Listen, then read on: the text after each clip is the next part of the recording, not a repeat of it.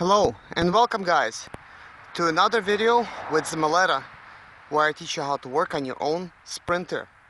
That way you could save some money from not having to pay the shops. If you're willing to do the hard work and have the time to do it, you don't really need that many skills. This is the whole point of me shooting these videos, so you guys could see how easy this stuff is. As I've told you guys before, if you have seen my videos, I'm actually not a mechanic. So be advised, I guess, taking advice from me, maybe it's not going to be that good, but I think it's good, so some of you guys might think so too. I'm trying to be a realist, I don't try to look at things more harder than they're really supposed to be. So there is the transmission right there, as you guys could see it. There it is. This is the transmission that I have removed from my parts sprinter. It only has around 430,000 miles, and it's going to be going in this black van right here. As you guys could see, I have removed these little jack stands. I was using them last time. They're each 3-ton jack stand, but I kind of don't feel them, So what I decided to do is instead prop the van up just on one side, like you see here.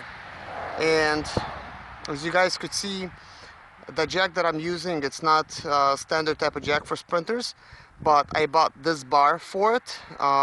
Both I got at Harbor Tool Freight, and that bar helps a lot, to keep the vehicle from, damaging the body and stuff. When I did prop this up, I actually used a piece of block to put around the bars, to give it additional support. And intentionally, I did not raise those little end pieces. They're adjustable if you need some extra height. I didn't want to raise them, to leave the stress of those, like bolts and stuff. Like when you raise it up, I just think it's not going to be that good for them. This is a pretty heavy van. It weighs 6,500 pounds empty.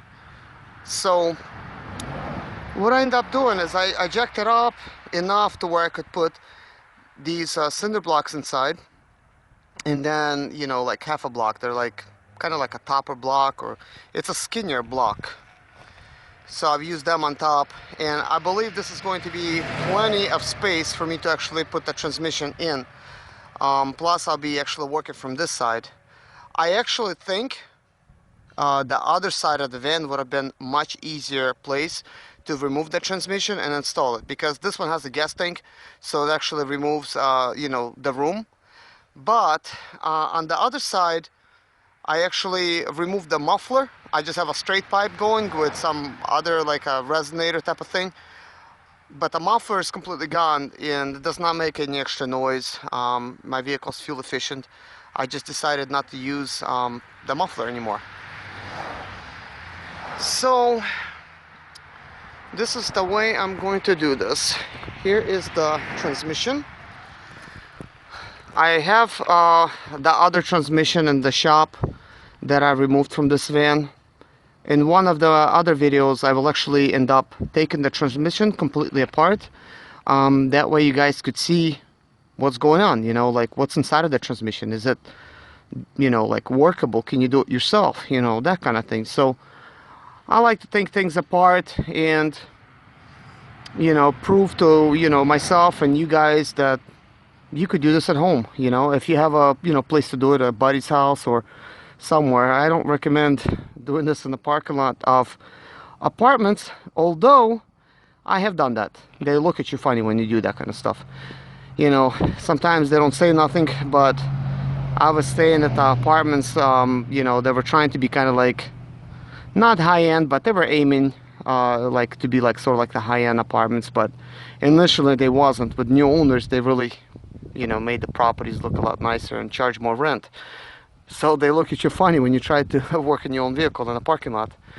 But I've done everything in that parking lot, I'm telling you guys. It worked for me. So anyways, this is a 722 transmission here. You really can't tell much just by looking at it.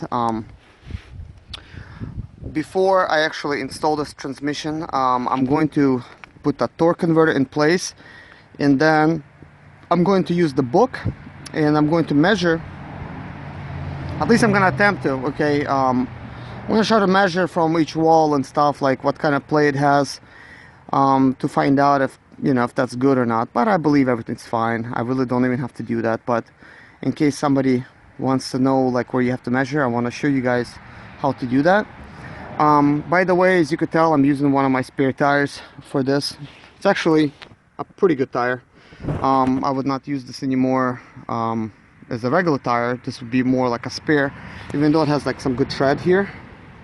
But I like to always you know, buy tires that's like all new and stuff. So a tire is a good way of actually storing an engine on, or a transmission. I actually got this idea from Mercedes themselves. When I had my engine replaced, the Mercedes shop, they had my engine sitting right on the tire. I thought, you know, that's a pretty cool idea. It's instead of sitting right like on cement, they had it sitting on the tire. So I thought, you know, I'll do that. So anyways, for the installation, you don't have to have, but having a compressor does help. And I have one over there. The thing I use the compressor for is to remove the cross member that holds the transmission in place, and I remove like the bolts that's on the drive shaft. But some of the drive shaft bolts, they're not really that accessible. I think it all's gonna matter on what kind of gun you have. I used to have a gun by Autocraft, and I really didn't like that it was not tightening the bolts all the way, but it was loosening them just fine. And I ended up returning it because it still had, you know, like enough days to return it. But that gun, I was able to remove the drive shaft, like just using that gun and the tools that was inside of it, you know. But I bought one from Home Depot, which is a Husky.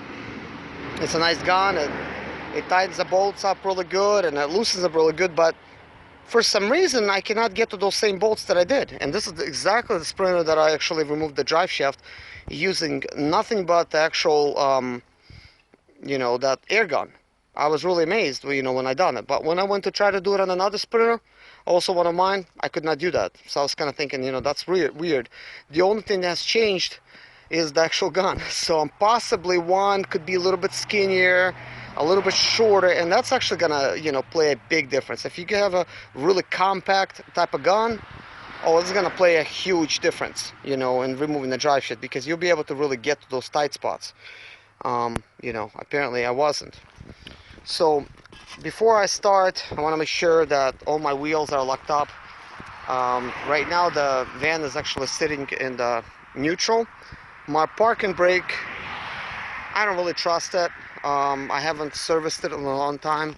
I need to do this like one of these days, but I hardly ever use it. So most everywhere I park, it's a flat ground. So anyways, I'm gonna go ahead and get to the portion where I'm gonna try to install this transmission. Hello guys, so here's the torque converter. I'm going to be putting it on the transmission, and it kind of like advises you to put some grease on the torque converter. So this is what I'm going to be using. I got some kind of premium bread grease. It does not really matter what you use as far as grease goes, but this is what I'll be using. Just kind of like lightly grease it, you know, I guess maybe keep it from rusting. But it's a pretty dirty job, I guess. And then I'll install it on the transmission. So stay tuned. Guys, so I wanted to share with you guys exactly how to put this grease on here. It's very simple. I'm just using my hands. It's not the cleanest job in the world. If you got to clean away, go ahead. But I'm using this grease. I just pull it out using my screwdriver right here, and you just apply it, you know, kind of like nice around it and around the shaft here, just enough to where you could kind of lubricate things. And I kind of get the idea why you actually have to apply grease as you get ready to install it. This bottom portion of the transmission here, like this little stuff, sometimes it might be kind of hard for them to go into. So if they're properly greased, most likely it's going to snap right into place, and it's going to be a lot easier job for you guys. So just kind of grease everything up so it's completely greased up. So now I actually am going to install it on the transmission. I'm going to slide it right on the shaft. It's kind of hard to hold it now with the grease, but guys, I'm right here at my transmission, and I finally hired myself a video lady, which is my wife, and you install it like this. You install it as a kind of like a upside down Mercedes sign, but and it went on there like that. I'm not sure if it sits inside all the way or not. It's kind of difficult way to tell, but I think now it's finally sitting in there. So it's not going to go anymore. So I believe in the book it actually has you measure from the walls and stuff.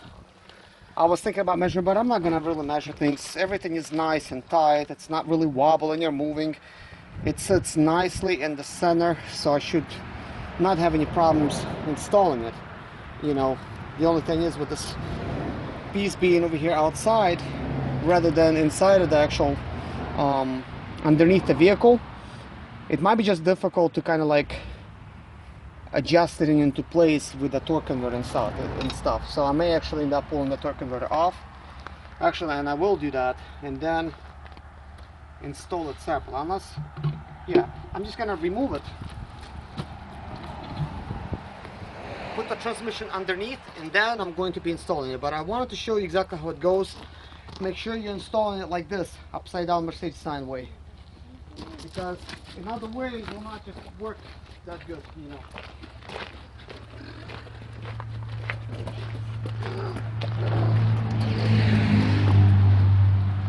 So, okay guys, I got the transmission underneath my van, and to get it in there, the van is not high enough for me to actually get the transmission in right with the jack together. At this point the jack is not even jacked up, but as you could see, the transmission is already hiding like halfway underneath because there's a lot of room back there. It is very challenging if you're doing it yourself to try to actually place that transmission on top. You know, there's no torque converter on it, there's no oil in it, there's no valve body inside. I actually removed the valve body with the solenoids. It's on the table. I actually made a video for you guys how to clean it, and unfortunately I deleted it by accident, and that really thoroughly explained how to clean the valve body, but it's okay. I have another valve body to clean from the other transmission, and I'll show you guys exactly what to do with that. And yeah, placing this transmission is super heavy. If you're laying there, because you cannot stand up, you cannot lift it up. I mean, I've used my hands and feet to actually get it up there.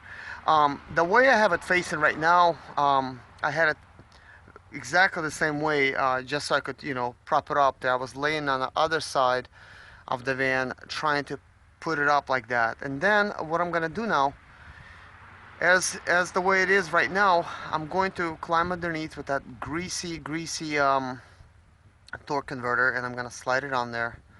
Then I'll have to clean my hands again and rotate it around and go ahead and start getting ready, positioning things into place. I'm going to bring the cross member bar, the bolts that's supposed to go on and stuff. I'm gonna start attaching things, you know, where they need to be. But it definitely helps having some kind of transmission stand. This one I really like the way it looks like, you know, the way it's supposed to work.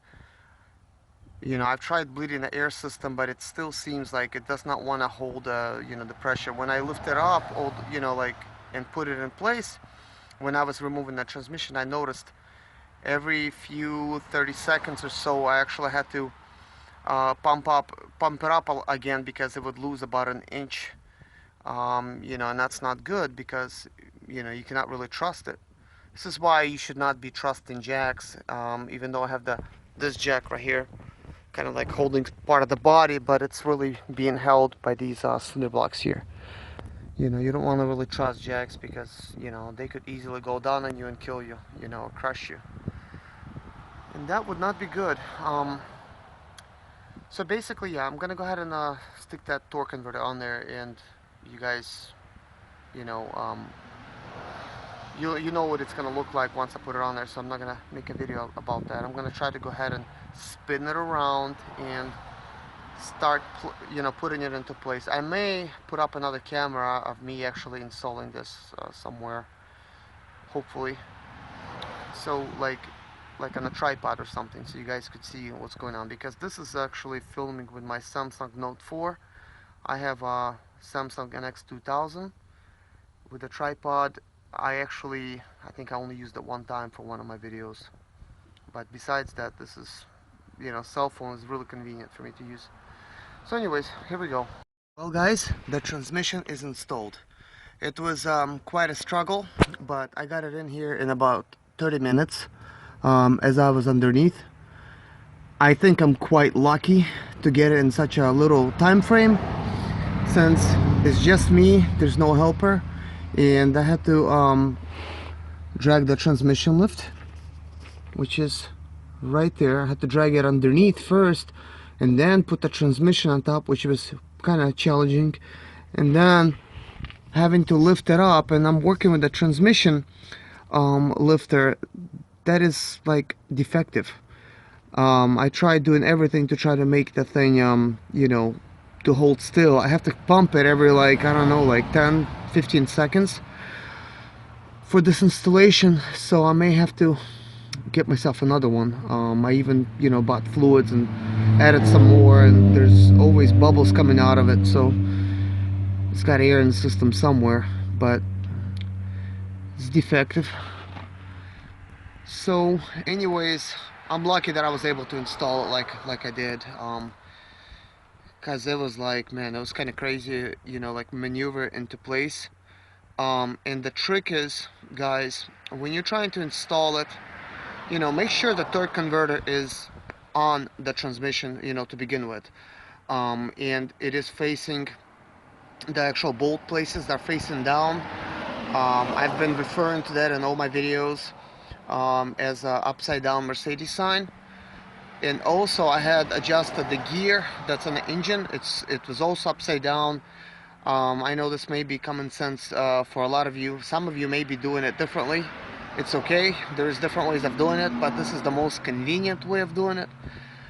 So when it's down like that, at least you know that it's going to be properly going inside of the grooves. If you could maneuver it straight enough, the transmission and the torque of it, like, it should get in there and be straight at least, because the torque converter, it being already on the transmission, at least that piece is solid, like it's really on there, as it's supposed to be, and it's just got that little, like, one rounded end that needs to go in the middle of the transmission.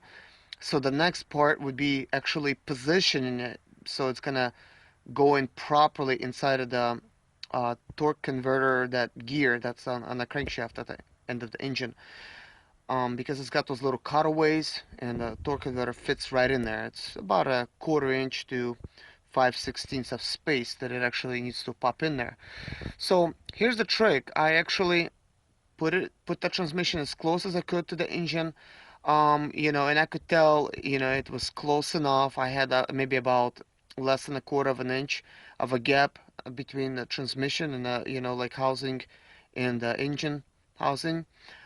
So I just lightly attached one bolt, transmission bolt, to the middle of the transmission, anywhere really, like, that you could get that bolt on there, to keep things straight, will do. So I just attach it just lightly, because and just do all of them by hand, because if you're gonna start using a tool, then you're gonna strip them. You're not gonna really feel all this aluminum stuff, and you're gonna be inserting them and stripping stuff away. So luckily there's nothing stripped. So I came, after installing the one on the right side, I came to the left side, and still, even though I installed the bolt, nothing was straight. Like, it was still kind of like crooked, because the transmission holder keep going down on me. It's raising the transmission kind of weird.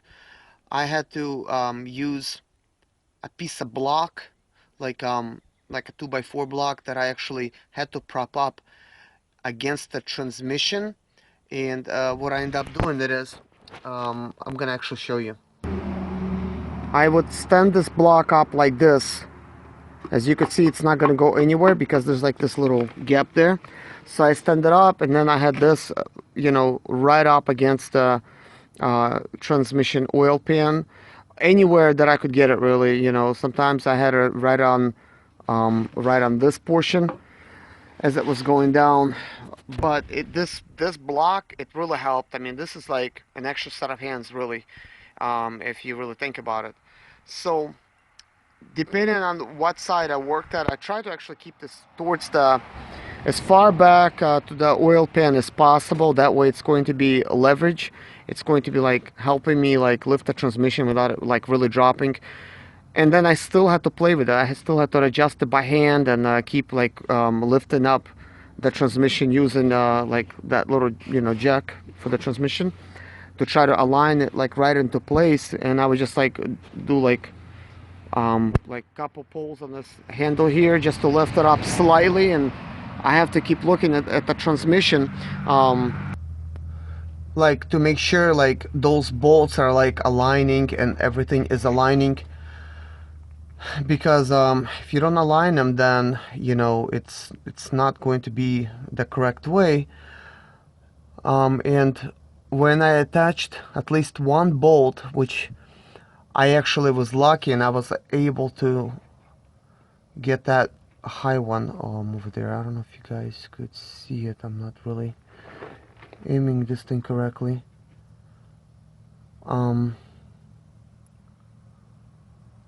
Looks like you cannot really see that one. But I was able to get the bolt over there, kind of like high on the transmission. Once I actually attached that one, it helped a lot by keeping things nice and steady for me. And then I started like lightly adding a little bit more, and just like changing a tire, you have to keep rotating yourself from left of the transmission to right, to top to bottom, and just slowly working it inside, you know, because if you're gonna tie one end of it up, it might get kind of like offset a little bit, and then you're not gonna be able to install it.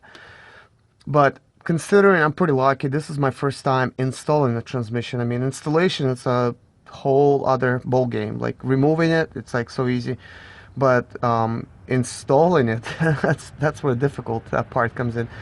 Not only that you got to put the bolts in, I mean, you cannot even put them in until all the holes are completely straight.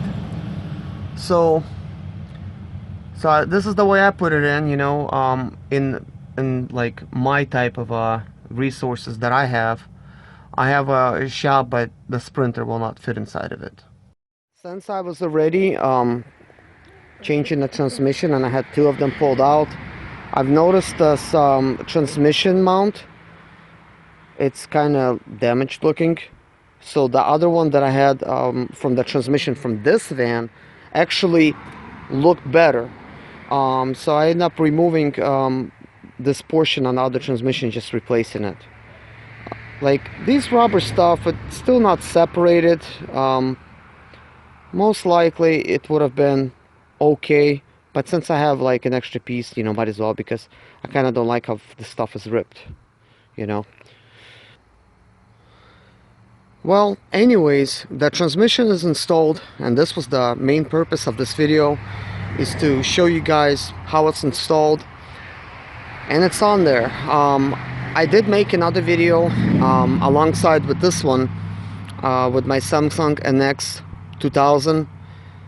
I'm just going to make it, I'm gonna like edit it, and then I'm gonna you know, put it on YouTube as well, and that's probably gonna be called something like transmission installation, but it's boring or something, because even like with the tripod on the lowest setting, you know, this camera is kind of like big. It's almost kind of like a DSLR. It's just slightly smaller, and there's just no room. Even with the van being propped up like this, when I actually, you know, put it kind of like underneath the van and having me film, and I'm like crawling around there trying to like attach the transmission and stuff.